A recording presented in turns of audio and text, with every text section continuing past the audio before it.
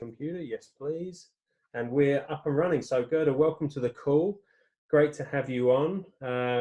If you can go ahead and go into a bit more detail about yourself and the nature of your business and the services you provide, and then look forward to your presentation. So dive into the presentation. If you want any group interaction, please let me know and I can unmute people as we go.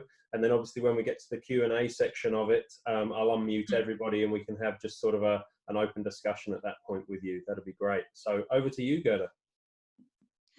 Perfect. Thank you so much for having me.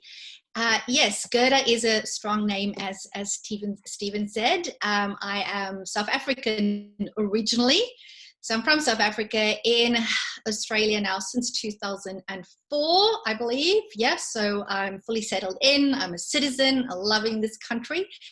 I am a clinical psychologist by trade, so that's what I do. But I'm also a business owner. And I guess that makes me excited because you guys are all business owners, and so I do get what you're going through. I run 2 group private practices back in Brisbane. I actually live 6.5 hours drive from Brisbane. So my business is in Brisbane, and I live up here in Agnes Water, close to the town of 1770. Not sure if you've ever heard of it. Beautiful, beautiful part of Queensland. So, but I still have the 2 practices that run there in my absence. And I've got a team of psychologists, of course, that works in there. And what else do? I have an online counseling business called Source Health. I am a co-founder in a practice management company called Halo Practice Management, which basically does virtual reception and answering services and all of that stuff. And then I also support other practice owners through mentoring and coaching. So I do wear a lot of hats. And I'm also telling you about all these businesses, again, so you can understand that I truly get what it has been like over the last couple of weeks, having to navigate through COVID-19 personally myself with my businesses, and also having to do it from afar. There's a bit of a, oh my goodness, I want to be there on the ground, which I couldn't do. So it's been really, really interesting. Of course, a big subsection of the businesses are essential services, which means that we could still operate. But then there's other businesses like Halo Practice Management that can't, because having off-site team work, having remote teams, and all of that type of stuff that I'm sure you guys have been juggling as well. So needless to say, a lot of changes and stuff has been going on. And I think if I think about my own process there, as well as when I even speak to other business owners, it has been, the words that keep on coming up, these 2 words that keep on coming up for people is overwhelm and exhaustion. I'm not sure if you guys can relate to that as well, right? That's the word that people tell me often in terms of how this time has been. And of course, in addition to the stress and anxiety and the worry and the concern and the sleepless nights and all of that type of stuff. So I guess in terms of, notes and content and information to share with you guys, I'm just going to take a very conversational approach to it, and please feel free to stop me at any point in time if you have any questions. That's just how I like to do things. So I think, not I think, I know. There. Yes. So while Gerda's obviously invited us all there, guys, for a conversational, open type of discussion, to just fade out the background noise. I've got everyone on mute at the moment. So raise your hand on your camera. I can see most of the cameras on my screen in front of me. So raise your hand if you do have a question. I can unmute you, and then we'll be able to accept that invitation from Gerda to just jump in and have some conversation. Another way you can do that is just in the chat box down below, guys. Just say, question please, Darren, and then I can unmute you from there as well. Sorry, Gerda, you carry on. Oh, perfect.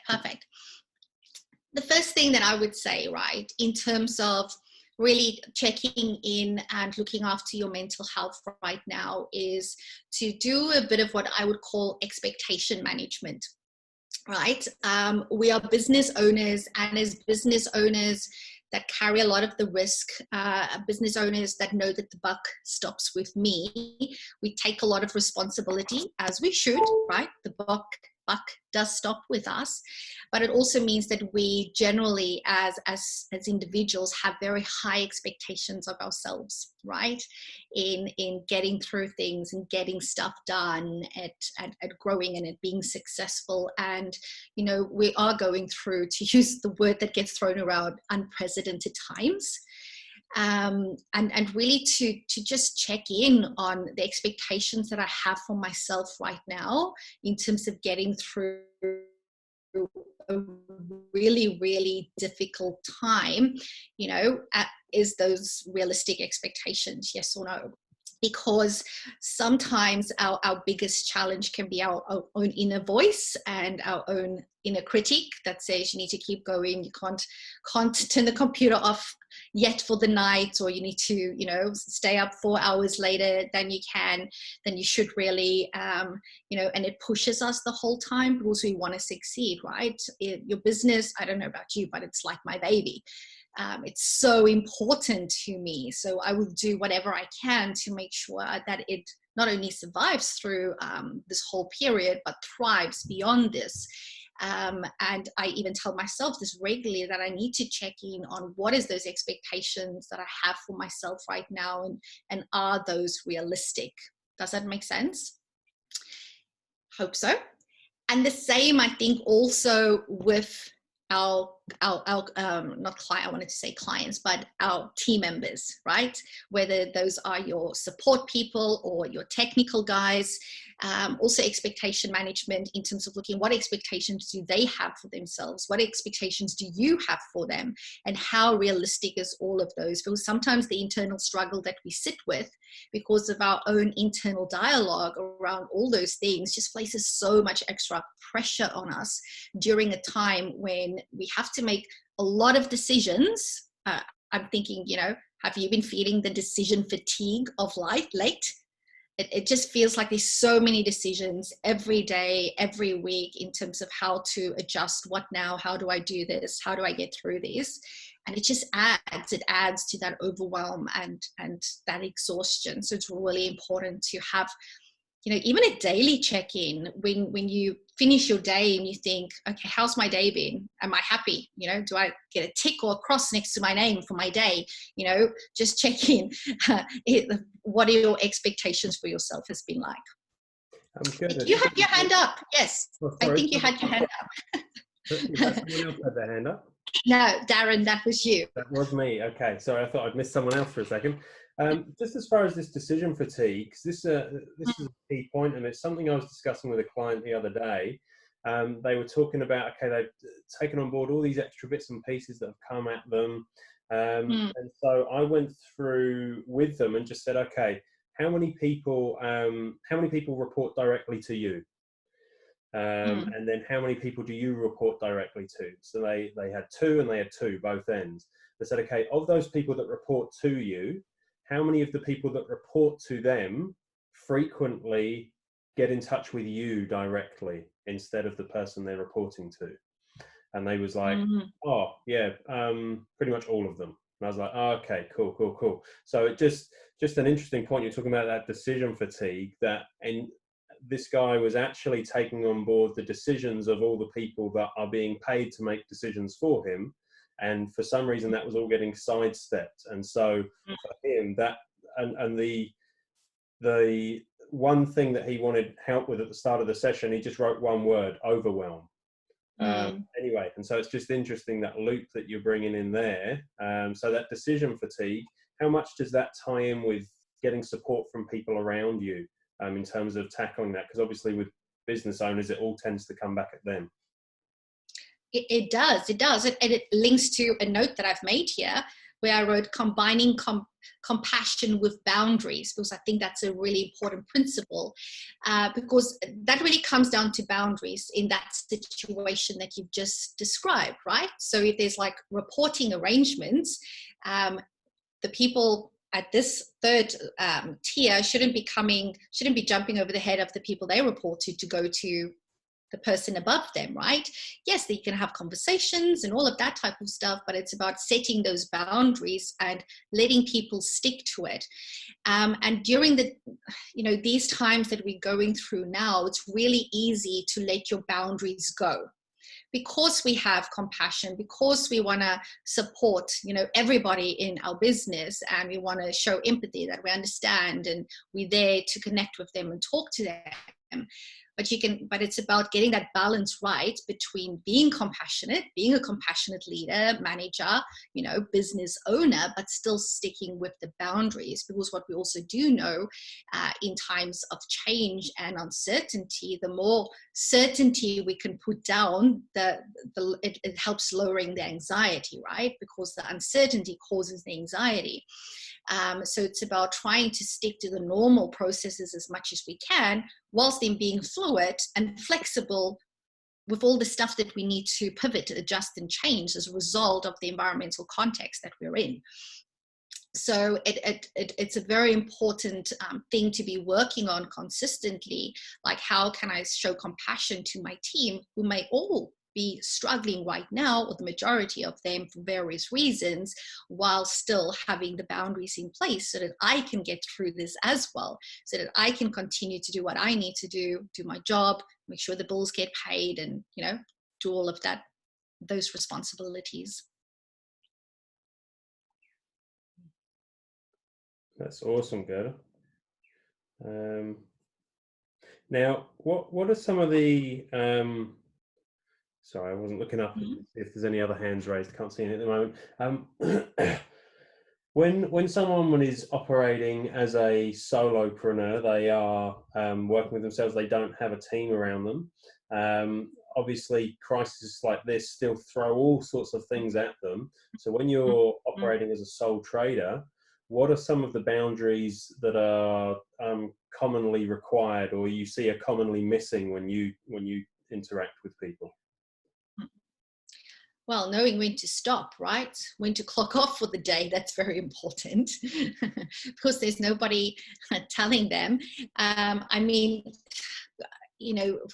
normal business owners struggle with that as well, but that's important. But I think, as there's a lot of solo practitioners in the people that I work with as well, and if I had to be a solo business owner, I think the essential thing is having someone to talk to, right? And that's where business coach and mentor comes in. Like, I spent the first 3 years of my business not even knowing that a business coach existed. Like, I'll be honest, that's a bit embarrassing, right? I didn't even know those guys existed. And when I found one, I thought I was like, just the most amazing thing, the support that comes with having somebody that you can call up and whinge to, cry to, complain to, right? To do the things that you can't do to your team. And my husband absolutely loved my business coach, because now I would call the business coach and whinge, and not my husband anymore, right? Like, my team is driving me crazy. I think it's so essential to have somebody that you can pick up the phone, or just email, or just box in, leave a message and debrief with. I think it should be a prerequisite of going into business to have a business coach and mentor, because it changes everything for you in terms of having that support. And I suspect a lot of solo people think like, I'm not big enough to have the support, right?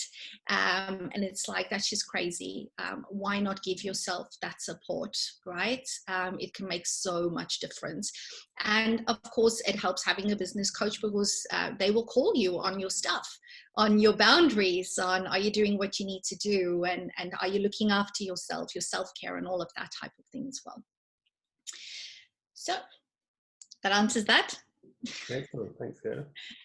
Cool. All right. So we've spoken a bit about expectation management, decision fatigue, compassion with boundaries, and all of that stuff. So I was thinking maybe a couple of, practical stuff that is really important during times like this, or just when you're struggling with your mental health anyhow, or you're going through a difficult situation. And I'm going to say these things to you, and you're going to go, oh, I know it. Right? Because these are things we all know.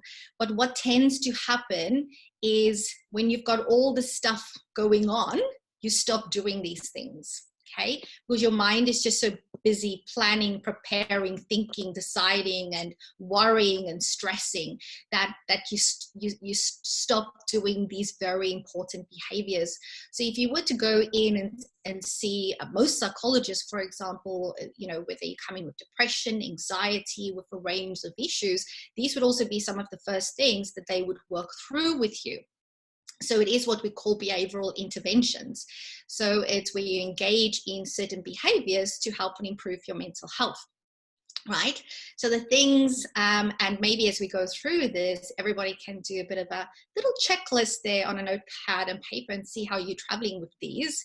And the first, of course, is your sleep, right? So if you had to report in on how your sleep has been off late, have you been going to bed later than normal because you're up worrying, or you can't sleep because your mind is rushing around with you, or you're planning stuff, or you think of what you need to do tomorrow? Anybody guilty of that? Those things tend to happen. And sometimes, are you still getting up at the same time in the morning, or are you now sleeping in because you don't have to get up and go to the office? What's happening? All of those things mess with our internal clock. Now, I will say that, the whole you need to sleep for 8 hours thing is a complete myth. Okay, you need to sleep for the amount of hours that you need to sleep to wake up the next morning feeling refreshed and energized. For some people, that's 6 hours. For some, it's 5. For some, it's 7 or 8, or 10 or 12. So it's really about tuning in and being self-aware in terms of what do I need to wake up feeling rested and refreshed. And then being okay with that. If it's 12 hours and that's annoying you because you want extra hours to work, well, then you're going to have a consequence in the next morning. You're going to wake up feeling tired, and that's no way to start your day, right? So ask yourself, how have I been waking up? How have I been feeling when I've been waking up? And if you haven't been feeling rested, you're probably not sleeping enough. So that's really important, your sleep, right? It makes such a difference. And then the second... I'll unmute everyone now for now, so that anyone can just jump in when you want to, guys. As you, if any background noise comes up, I'll obviously mute people. But on the sleep point, so when people express to me a struggle with sleep, sometimes it's going one way, they can't sleep, and then sometimes, particularly at times like coronavirus time when we're all in lockdown, the motivation levels drop and they struggle to get out of sleep. They struggle to get themselves up. Not really a question, I don't know, sort of a question, but just a thought there. Is that something you commonly come across and something that needs to be tackled? Yes. So normally the I can't fall asleep part is because of anxiety, because of worry. Your brain's just running away with you, right? So if you were to go in and see a psychologist about that, they will work with you on strategies on how to switch off your brain. You can't really switch off your brain, right? It's impossible. But how do you start to quiet the thoughts? How do you start to, just tune out and let your mind run and focus back on what it is that you want to do? And we do like breathing exercises and stuff like that with clients to teach them how to do that. So that's an anxiety driven. And the other one is more motivation, mood driven, where you're just feeling lethargic and, tired, and it's got more of a depressive element to it, the sleeping for longer. So if you're falling in the latter category, then it comes back to deciding what is your time to get up every morning. And then I've got my phone here, setting an alarm.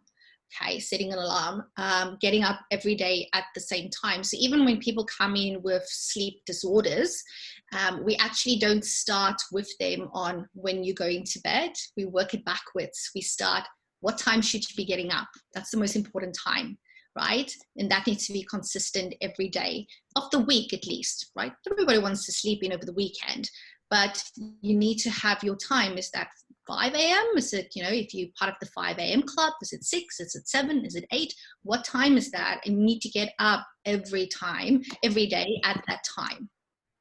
And then not sleep during the day. Okay, it's okay to have like a 20 to 30 minute nap, but anything more than that's gonna mess with your sleep at night. And then Mark, what's that all about? What are you laughing at? I'm grinning because if I went to lie down for 30 minutes, I'd probably sleep for hours. So it wouldn't be a good idea for me. Yeah. It probably tells you that you need a good night's sleep, right? Yeah. Sleeping is not my problem. That's my superpower, so I'm okay with that. That's good. Yeah.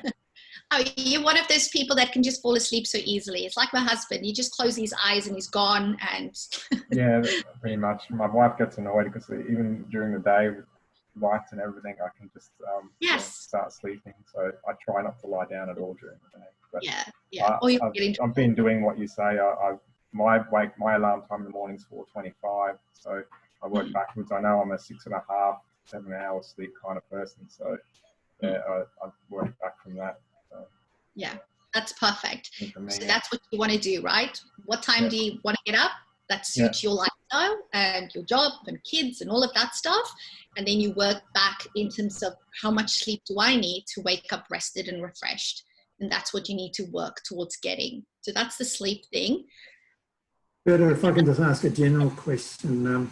You've indicated that every business should have access to a coach or a mentor, somebody to talk to about their business. But what should we be thinking about when we engage a person with your skill set, clinical psychologist? What are the trigger points?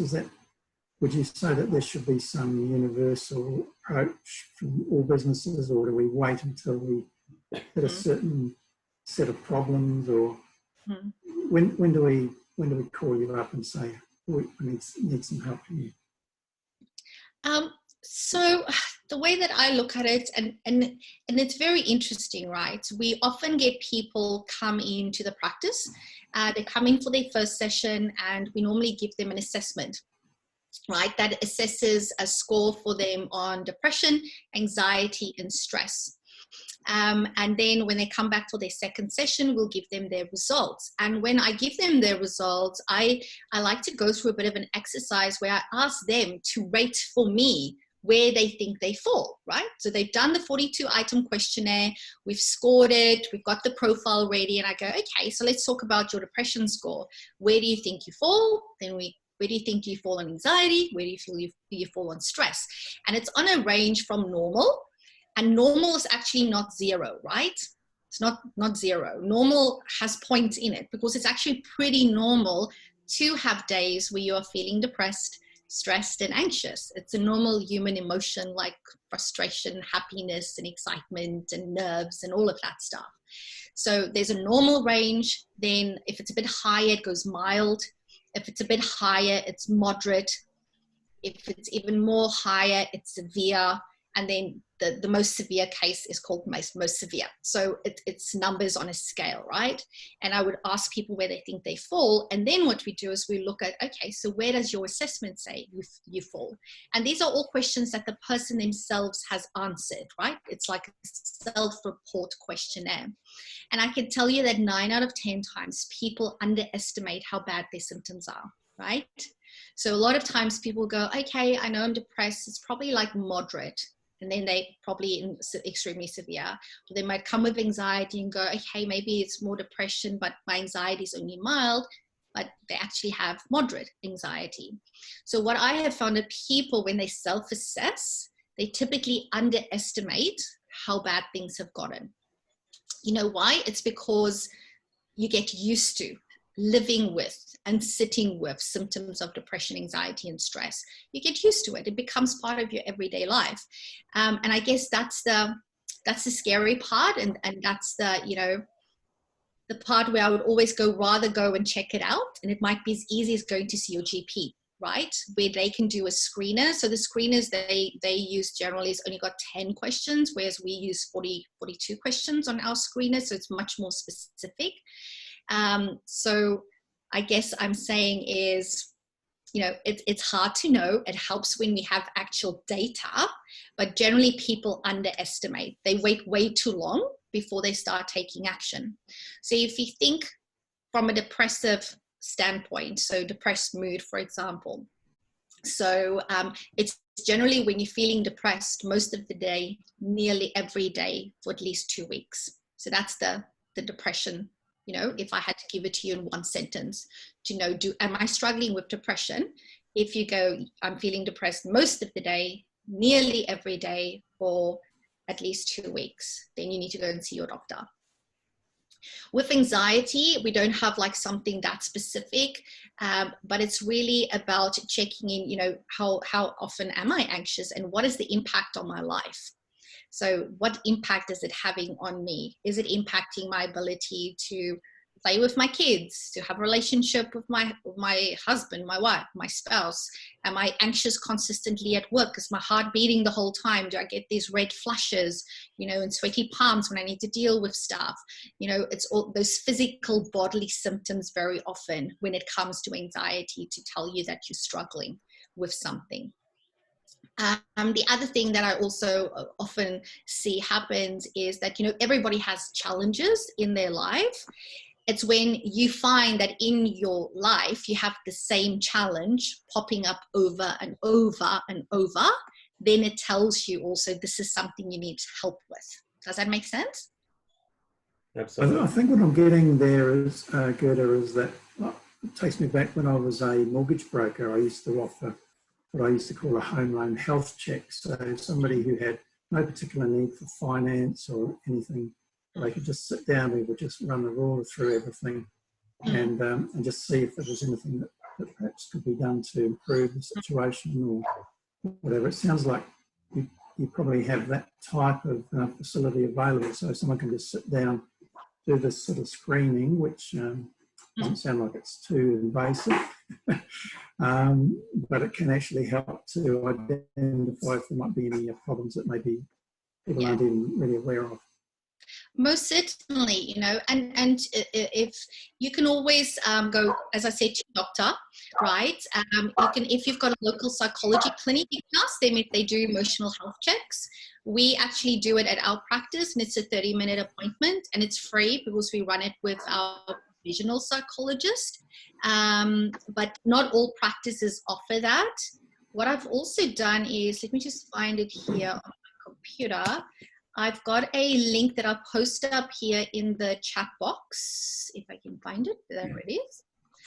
So this is a link to the Black Dog Institute, and it's their online clinic. So you can actually do an assessment there, and it's free, and you can do it from the comfort of your own home.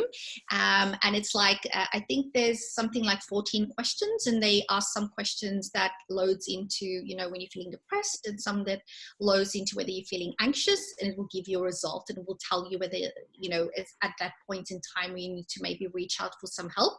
And it's completely anonymous. So you can do that as a starter, and you can also recommend this to your team, right? If they're or friends and family, if there's people that you feel, you know, aren't coping, because, you know, it's one thing to tell somebody, I think you need to see a professional for help or go for counseling. But when they do something online like this, and it's just them putting in their own answers, it's like, it's very objective data that you're getting back, right? It's not somebody telling you should go and do it. And some people just don't like to be told to go and do stuff. But when they can get this objective data, that's really an helpful added evidence, I guess, that, you know, it's time to go and do something about it. And once you've done that initial questionnaire, there's actually options for other more specific issues like OCD and that type of stuff that you can go and do should you want to do those as well.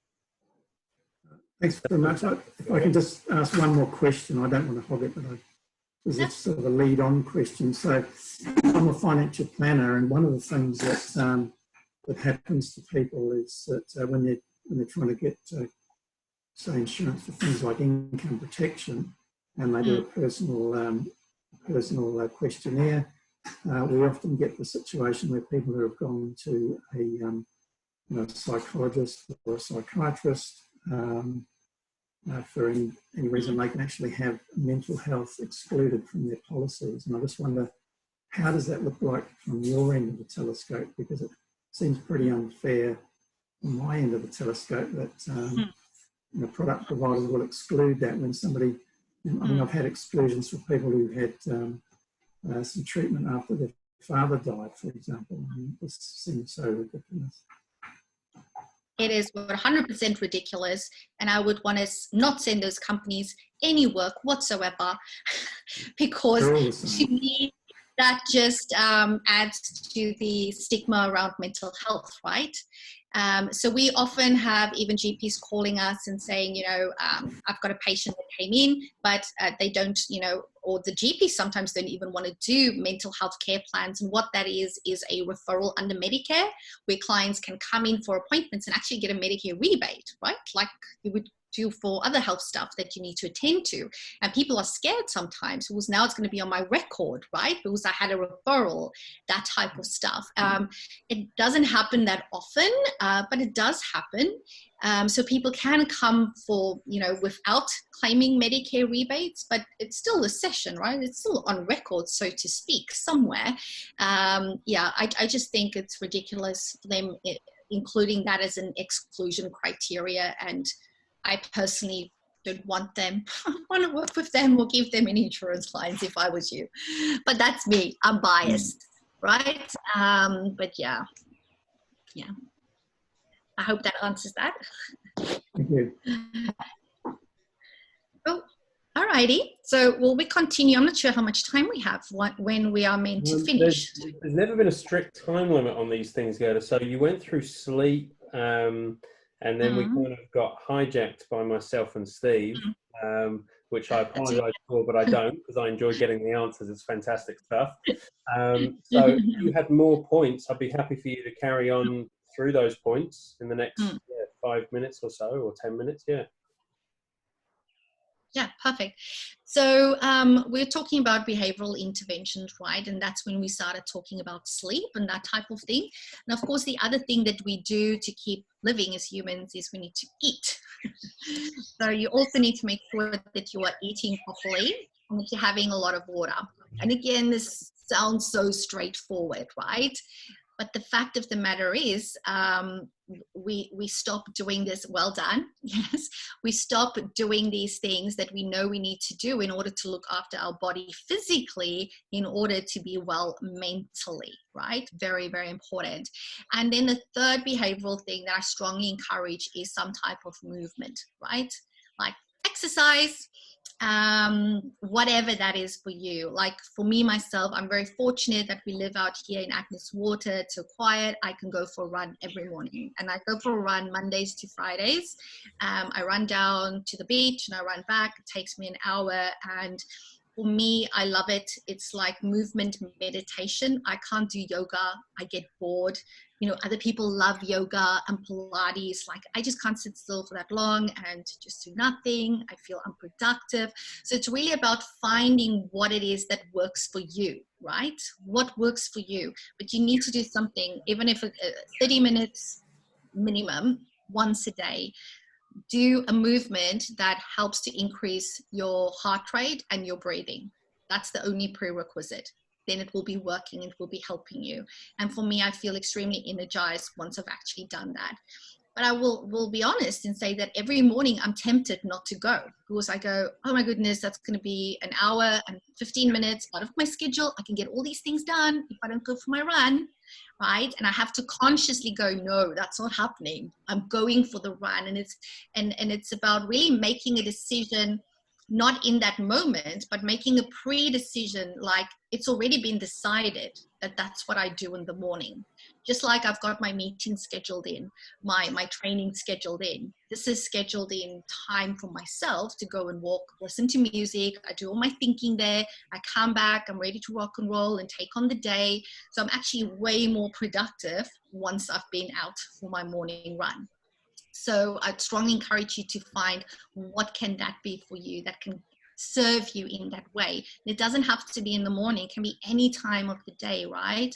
I know we've got a bit more restrictions now with COVID-19, but it's really about going what works for you in your schedule. Maybe you're a night person, so maybe you want to go for a walk in the evening. That's okay as well. Or do yoga on YouTube in the evening, whatever works. But it's just about moving your body, especially when we're doing so much sitting now, because when you're sitting at your desk, problem solving, planning, organizing, very, very important to get that done. Just a quick question on that, Gerda. A lot of my clients are manufacturers and trade contractors. Now, a lot of their staff members will be on the tools most of the day. So does this movement have to be like different movement, or if they have a job where they are physically moving throughout the day, will that be providing the movement, or does it need to be something else? I think they can get away with not doing something else, right? But I also know a lot of people in physical jobs that like to do bodybuilding and stuff like that, right? Because it makes them even better in their physical job. It keeps them fit and all of that type of stuff. So I would say if you're doing that, that's okay. And maybe for those guys, you know, they want to do maybe something to calm the body down, potentially, like yoga. And that might not go with manufacturing and tradies and stuff.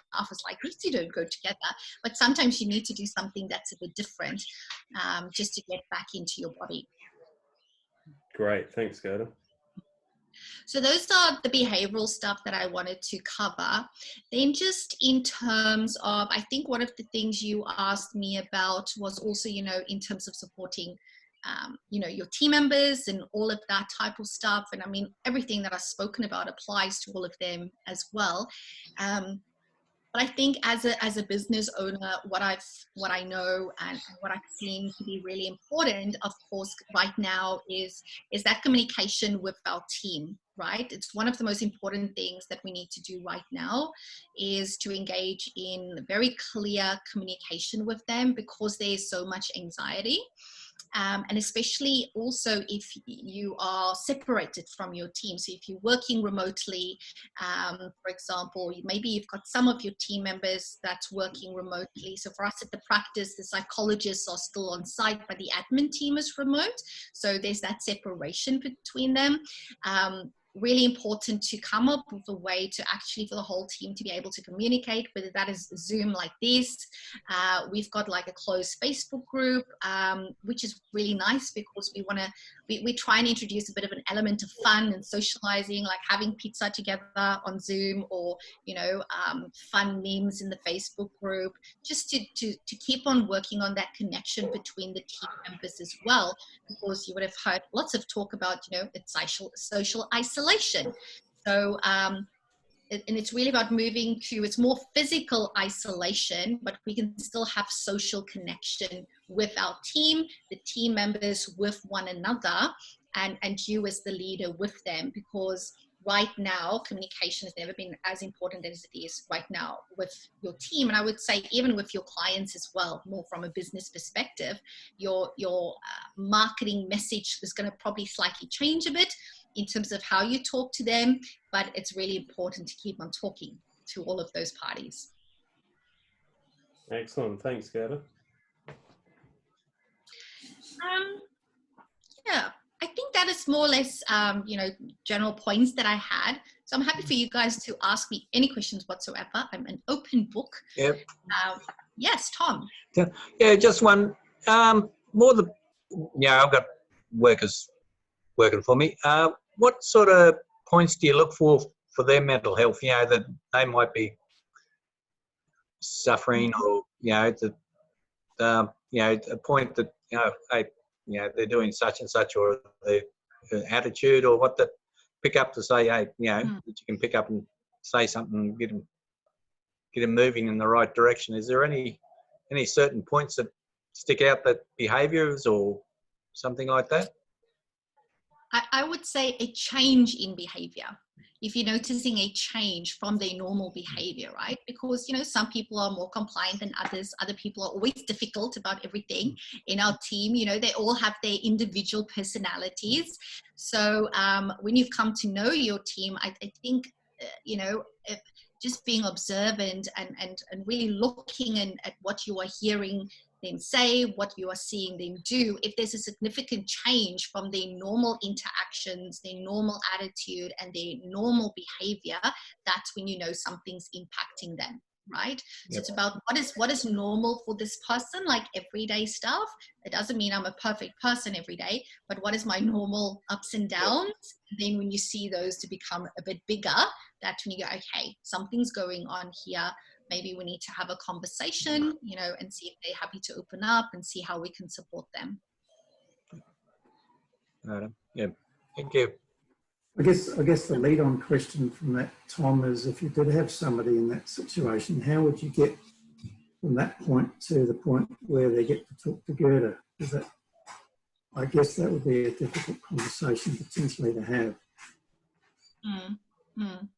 What are your thoughts, Gerda? Well, you will want to have that conversation, right? And I guess a lot also depends on your business setup and lines of communication and all of that type of stuff. But at the end of the day, we approach it from a self-care perspective and from a compassion perspective, that this is what I am noticing, right? So not saying you are doing this, that, and the other. We reflect what we are seeing in behavior. So I'm noticing that you were getting really upset when this happened, and I'm wondering what's going on. So that's how we would normally open up that conversation, right? So it's not an attack, because you don't want people to get defensive, and that's can easily happen, especially when they're already like feeling unhappy or angry or sad, or you might get tears, and which is perfectly fine. So it's just reflecting the behavior and just asking that person, I'm wondering what's happening for you and how I can help.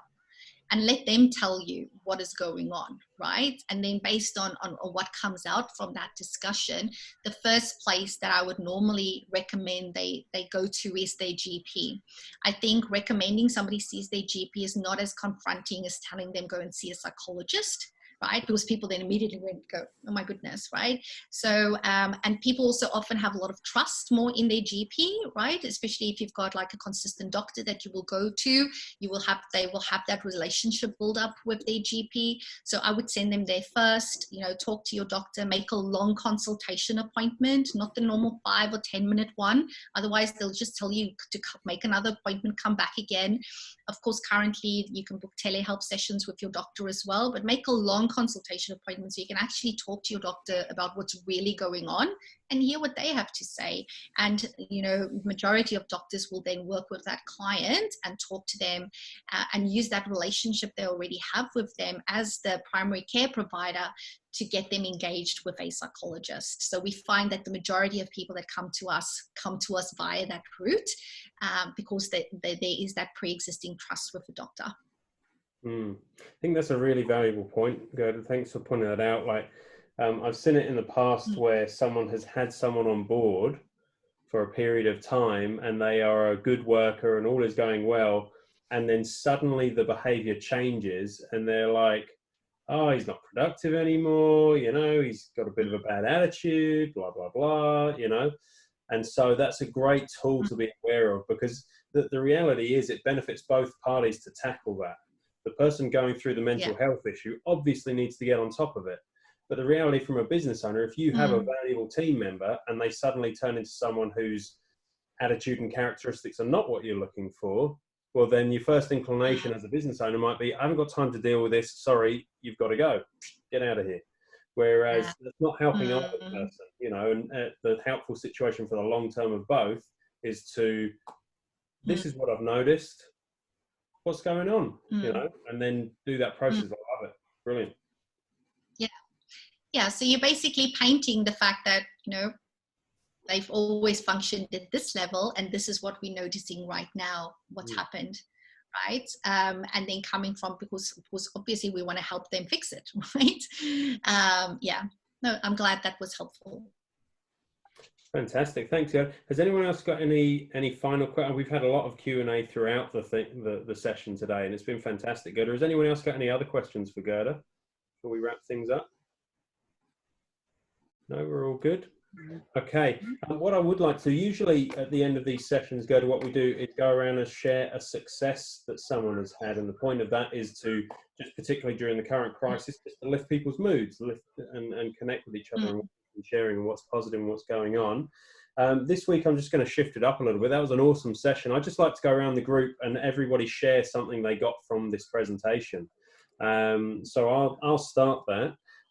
For me, I got loads of things from it, but for me it was particularly around the team. So anxiety is produced by lack of certainty, and I think crisis like this is exceptional at creating a lack of certainty. And so that communication piece to me is just really key, just really shown out to me like, oh, you know, business owners need to make sure they're communicating so many levels, team members, customers, suppliers, shareholders. Everybody's going to be feeling uncertain. And so everybody's anxiety levels are going to be up. And you're just going to help the situation if you can just put the word out there and notch that down a little bit. Anyway, so that's what I got. Mark, would you share something, please, that you got from today? Yeah, I got a few things as well, a few good notes. So, thank you, Gerda. I really appreciate you. As I came along. One thing for me is like, yeah, the 3 things that you mentioned, sleep, eat, and movement. I got 3 ticks, so I was very happy with that. So at least I'm doing something right. Awesome. But for me, what stood out most probably is just the internal dialogue. I know with the being overwhelmed and exhausted, I do get a lot of internal dialogue going on. So that's something that I guess I'll be working on to control it. Excellent. Thanks, Mark. Steve? Yeah, I like your comments on expectation management, Gerda. I thought that was good. And I think that problem is exacerbated. I mean, I normally work from an office, and at the moment I'm working from home. So it's easy. You haven't got the, I guess, the punctuation of moving from one space to another. And so it can feel as if you're permanently in your workplace. So I think there was some good points there around just managing your own expectations. Yeah. So. Thanks, Steve. Tom? Yeah. Well, main bit besides the answer to the question was, you know, the sleep, eat, and movement. You know, just to help keep everything. I know myself. You know, I walk a fair bit. Not as much as I should, but I know when I'm really stressed, the walk will stretch out to a couple of hours instead of an hour. You know, but it's just know I'm on the right track too with that sort of thing. You know, it's helping me. So, yeah, great. That's the main part. Thanks, Tom. Deb? I guess for me, because I work from home normally, so really it shouldn't be an issue. But I think, like Steve said, because we're constantly here, we can't go to our appointments or our meetings. So setting those boundaries, I've actually found, and it takes me a while to catch on sometimes, that I actually have to break up my day now more than ever and go and do something totally different so that I can come back and be more focused. And just taking care of myself and setting boundaries, because I'm finding that because we are all online, everyone thinks you're more accessible than normal. So all the Zoom calls and the expectation that you're going to be on every Zoom meeting and just saying, no, I can't do that now. It's like 7 o'clock at night and it's time to knock off. So it's the boundaries and the expectations of myself as well. So yeah, so awesome. Thanks, Gerda. I've got a friend who sells medical equipment, and they decided because they're all working from home that they can do some training and just tap into some webinars which are in France, and I think they start at like 6:30 or 7 at night. And so you know, that's exactly right what Deb's saying, is that people think, oh, well, they're not having to come into the office, so therefore they must be available all day. Yeah. Yeah. It comes back to that expectation management, right? It's like, oh, I now have all this time because I'm home the whole time, so obviously I need to do more, right? Yeah. No. Yeah. Working from home as well just removed probably one of the biggest barriers that people usually have that helps them manage their time. One of the biggest boundaries they usually have, which is a commute. You know, they commute, they get in a vehicle, it's a change of location, they drive home in their vehicle, it's kind of switch off time, they get home, they change their clothes. Whereas when you're working from home, you're not commuting, you can stay in the same clothes all the time, and all of a sudden, you know it, your time's getting eaten into. So yeah, anyway, thanks so much, Gerda. It's been fantastic having you on. Really appreciate you taking the time to do that. You're obviously very good at what you do and very successful, so we really appreciate Gerda's just given up her time to help us all out today. as we often do a lot of us, like I said, Gerda, are in the same sort of networking group, and when we spot professionals who are good at what they do, really appreciate you giving it your time. If people within this group do come across people who are in need of help, obviously this is a golden opportunity to refer people Gerda's way. They'll be helping Gerda out, who's given up her time, and this has been gold dust for me. Sure it has for you guys as well. And we'll also be helping out the people we're referring to, Gerda. I think we've really gotten a grasp of how this can help people out today. So thanks so much, Gerda, and that's been fantastic. Thanks very much. Yes, thanks, Gerda. Yeah, thanks very much, Gerda. Yep. Lovely to be here. Thank you so much. Thank you. All right, guys. We'll be carrying on with the calls next Tuesday and Thursday as per usual. You're welcome to join us if you feel the need, Gerda. It's been great having that connection with you today, and we'll carry on these things next week. So I've got the recording here, guys. So those of you who are on the call will just totally get a copy of this. So if there's any bits you wanted to re-listen to, you can go ahead and re-listen to that. Awesome. Cheers, guys. See you next time. Okay, thanks very much. Bye, Gerda. See you, everyone. Have a good weekend. You too. See you all. Bye. Bye.